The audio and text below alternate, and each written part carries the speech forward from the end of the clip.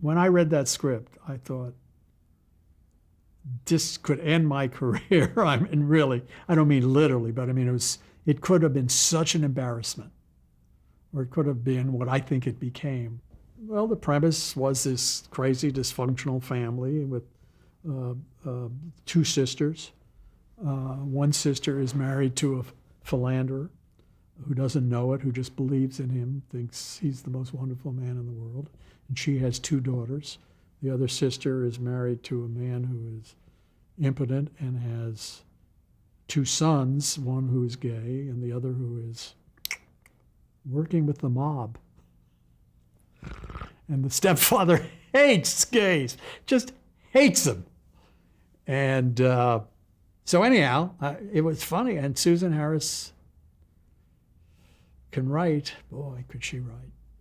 I mean, she just wrote things from a woman's perspective that I had never thought about. I remember we had a scene where Katherine Hellman's character finally sees her husband at dinner with another woman.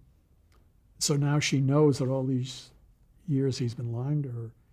And she comes home and she tells her sister, I'm so embarrassed, I don't want him to see me. And I thought, wow, a man would say, I'll kill him, I'll beat him up. And her thing was, I'm at fault. And it was just so touching from that character's perspective. Anyhow, so I went into it, and Billy Crystal had been cast, who I didn't know. He was under contract to the network. And he said, we got this comedian, and he's playing Jody Dallas, the gay man. Billy was cast. And I think that was it. But again, we had a lot of time, and we read a lot of people.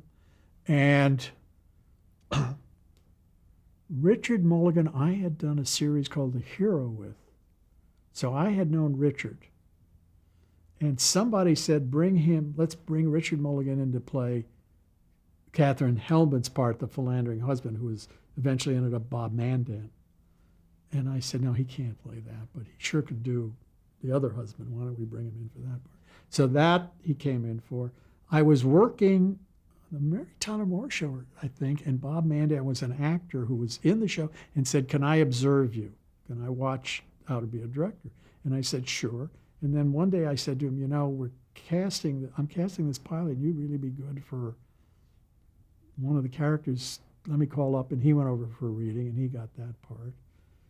And Ted Wass may have been cast. I don't remember Ted coming in, so he may have been cast. But we couldn't find either sister.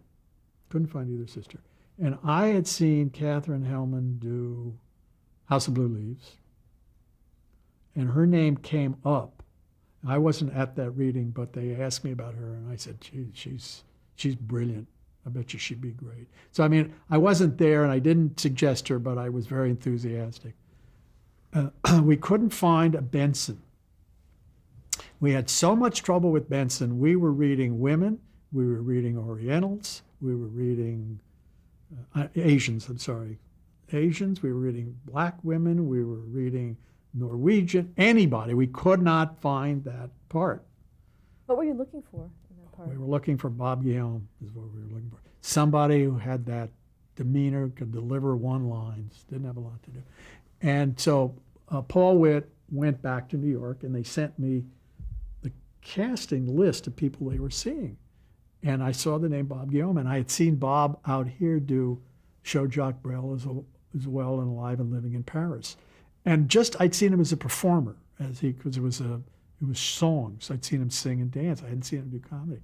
But I remembered the name because it was so unusual, and I said, boy, I don't know whether he can do comedy, but he's just a dynamic personality, and just pay attention to him. So they came back, and nobody was really thrilled with anybody.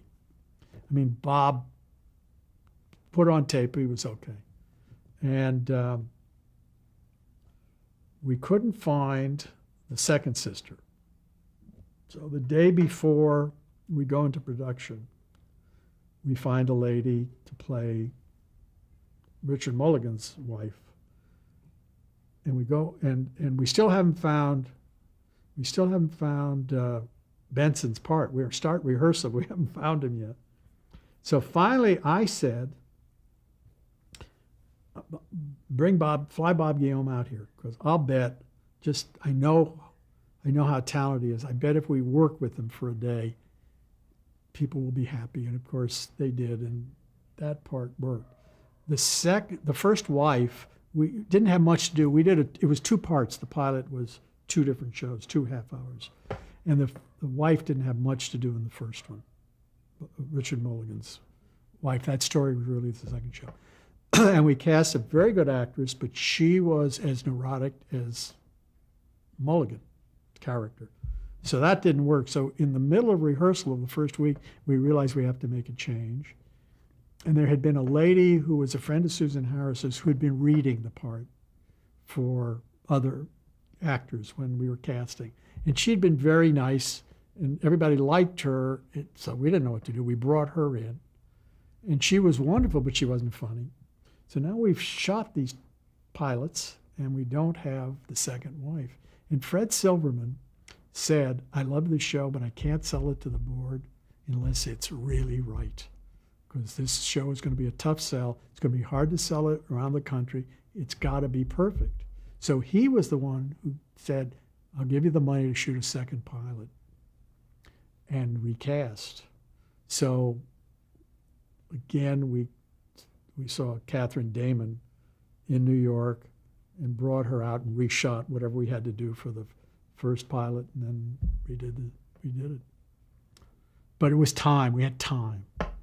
And that series, the joy of directing that show was because it was such a challenge. You do one scene that would be farce, and another scene that would be romantic comedy, and then a third scene that didn't have a laugh in it. So, I mean, there were all sorts of combinations. And the show didn't have to have a beginning, middle, and end like most situation comedies. You could take scenes, and like one week had a weak scene, but 2 strong scenes.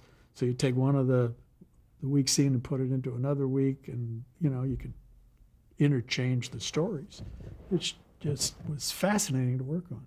And because ABC was paying for it, we had like 16 actors, regular actors, and we had sets all around the stage. Because it was done on tape, the audience didn't have to see the actors, they could look at the monitors. And we brought in a lighting director from film, and again, got a film look to it. And I just was knocked out every week by Susan Harris's writing, because she wrote every word for the first 2 years, I think.